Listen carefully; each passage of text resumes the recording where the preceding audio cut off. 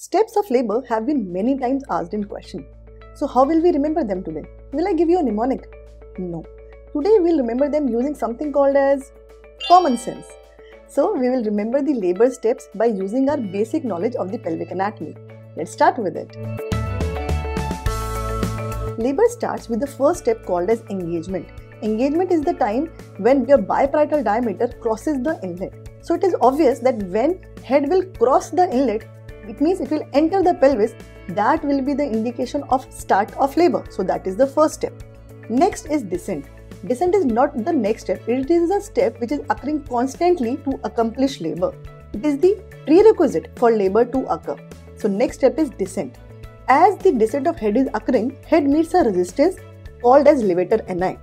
As head meets this resistance, the first thing that will obviously occur is flexion. Head meets this resistance and will flex.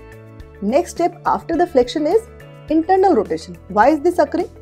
In the inlet, the longest diameter is transverse, whereas in cavity, the longest diameter is epidiameter.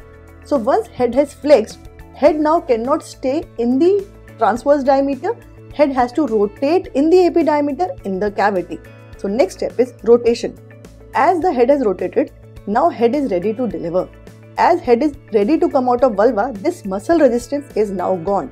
So head cannot stay in flexion for long.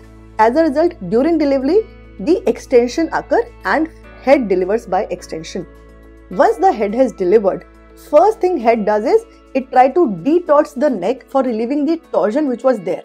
So it moves in the opposite direction called as restitution to relieve the neck torsion.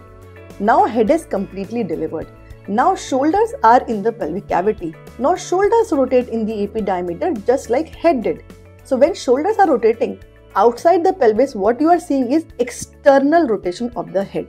Now once external rotation has occurred, it means shoulders has rotated. The shoulder delivers followed by complete delivery of the baby. So I hope now you can easily remember these steps of the labor.